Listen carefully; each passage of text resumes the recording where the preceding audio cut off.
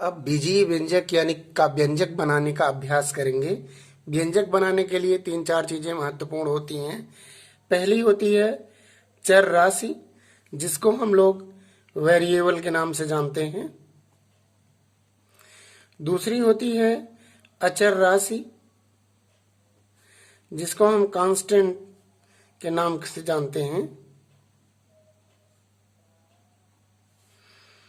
तीसरी होती है मैथमेटिकल ऑपरेशंस यानी गणितीय संक्रियाएं।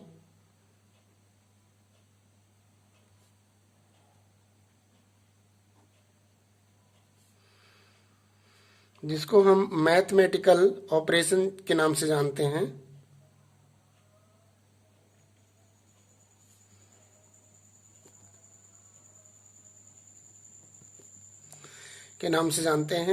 इसको तो हम पहचानते हैं। चर क्या है? चर है एक्स, वाई और जेड आदि, जिसका मान हमेशा बदलता रहता है। अचर क्या है? वह राशि जिसका मान स्थिर रहता है, जैसे 0, 1, 2, 3 डॉट डॉट आदि। और मैथमेटिकल संक्रियाओं के बारे में भी हम जान चुके हैं कि ये क्या है। प्लस, माइनस, इनटू और डिवाइड, चार मैथमेटिकल संक्रियाएं हैं। इन तीनों के मिलने के उपरांत ही कोई भी व्यंजक बनता है, जिसको हम बीजीय व्यंजक के नाम से जानते हैं। तो हम इसको बनाने का अभ्यास करते हैं। मान लेते हैं हमारे पास एक चर राशि x है, दूसरी अचर राशि 1 है। यदि इनके बीच में मैथमेटिकल संक्रिया यानी कि प्लस कर दी जाए तो क्या बनेगा? ये एक प्रकार का व्यंजक बन जाएगा। ठीक, अब हम यदि इसमें माइनस संक्रिया करें तब भी यह एक व्यंजक बनेगा। यदि इसमें हम इनटू की संक्रिया यानी गुणा की संक्रिया करें तब भी ये क्या बन जाएगा? व्यंजक बन जाएगा। यदि हम इसमें भाग की संक्रिया करें तब भी ये क्या बन जाएगा? व्यंजक बन जाएगा। यानी इनमें यदि कोई भी संक्रिया लगाई जाएगी चर और अचर के बीच में तो ये क्या बन जाएगा? बीजीय व्यंजक बन जाएगा। यहाँ पर हम अभ्यास करेंगे अन्य संख्याओं को लेकर। जैसे हम यहाँ पर बाई और 2 को ले रहे हैं, बाई प्लस 2। इसमें बाई चर राशि है और 2 अचर राशि है और यह प्लस संक्रिया से संबद्ध है, तो यह क्या कहलाएगा? एक व्यंजक कहलाएगा। ठीक, बाई प्लस 3 भी करेंगे तब भी यह एक व्यंजक है। बाई माइनस 2 करेंगे तब भी यह व्यंजक है। बाई इंटू 2 करेंगे तो भी व्यंजक है।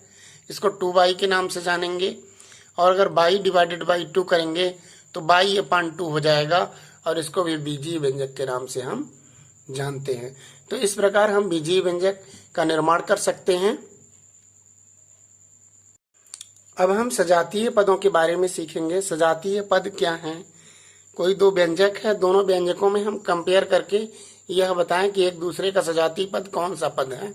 जैसे मान लेते हैं हमारे पास एक व्यंजक है, यहाँ लिखा हुआ है 2x plus 3y plus 4z और यहाँ लिख दिया गया 3z plus 2y plus x। अब इन दोनों में यदि हमें जोड़ करना है तो सजातीय पदों के अनुसार ही होता है। तो इनमें सजातीय पदों को कैसे पहचानें? सजातीय पद का अभिप्राय है एक ही जाति का हो, एक ही जैसा दिखे। तो हम 2x का सजातीय पद ढूंढते हैं। तो ये 2x का सजातीय पद क्या है?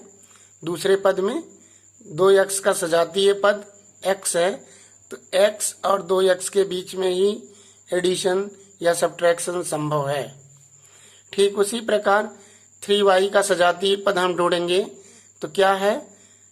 3y का सजातीय पद 2y है। और इसी प्रकार अब हम 4z का यदि सजातीय पद ढूंढे तो 4z है। यह कैसे पता चला कि ये सजातीय पद हैं एक दूसरे के? क्योंकि इसमें सफिक्स x जो लगा है वो इस x से पहचान करा रहा है कि दोनों x ही प्रजाति के हैं, इसलिए 2x और x सजातीय पद हैं। ठीक उसी प्रकार 3y और 2y में y जो लगा है वो सजातीय पद का द्योतक है। ऐसे यहाँ पर 4z और 3z लगा है, तो ये दोनों एक दूसरे के सजातीय पद हैं। अब हम यदि घातांक बढ़ा दिए जाएं इन व्यंजकों के, जैसे मान लेते हैं इसका बहुपद का निर्माण कर दिया जाए, जैसे x square plus 3x plus 4 यहाँ लिखा है, और इधर लिख दिया जाए 3x plus 2x square plus 9। इन दोनों के बीच में सजातीय पदों को ढूंढना हो तो कैसे ढूंढें? इसमें महत्वपूर्ण बात होती है कि गुणांक x को देखा जाए, यानी सफिक्स x को देखा जाए, और उसकी पावर को भी देखी जाए, उसके घातांक को भी देखा जाए। जैसे x स्क्वायर है, इसका घात 2 है, तो इस x स्क्वायर का यह सजातीय पद कहलाएगा, क्योंकि ये एक ही जाति वर्ग के दिखते हैं। इसमें x स्क्वायर है, इसमें भी x स्क्वायर मौजूद है। ठीक उसी प्रकार जैसे ये 3x है और ये 3x है, ये एक दूसरे के सजातीय पद हैं, यानी लाइक टर्म्स हैं, जिनको हम आसानी से पहचान सकते हैं कि 3x का 3x एक लाइक टर्म्स है। ठीक उसी प्रकार अचर राशि का लाइक टर्म्स 9, 4 का 9, यह सजातीय पद कहलाएगा। अब हम आगे चलें, यदि हमारा व्यंजक और भी बड़ा हो, जैसे x⁵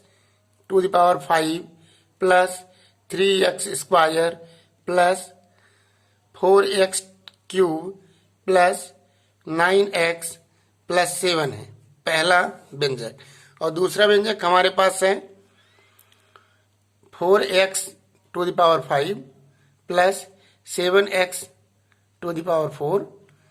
plus 9x square plus 4x³ plus 6। इस प्रकार के दो व्यंजक हमारे पास लिखे हुए हैं। इनमें हम सजातीय पद ढूंढने का अभ्यास कर रहे हैं। तो इनमें सजातीय पद, जैसे यहाँ पर x⁴ लिखा है, तो इसका सजातीय पद क्या होगा? हम सजातीय पद को ढूंढेंगे। x⁴ का सजातीय पद यहाँ देखें, ये x⁴ इसमें है 7x⁴ में।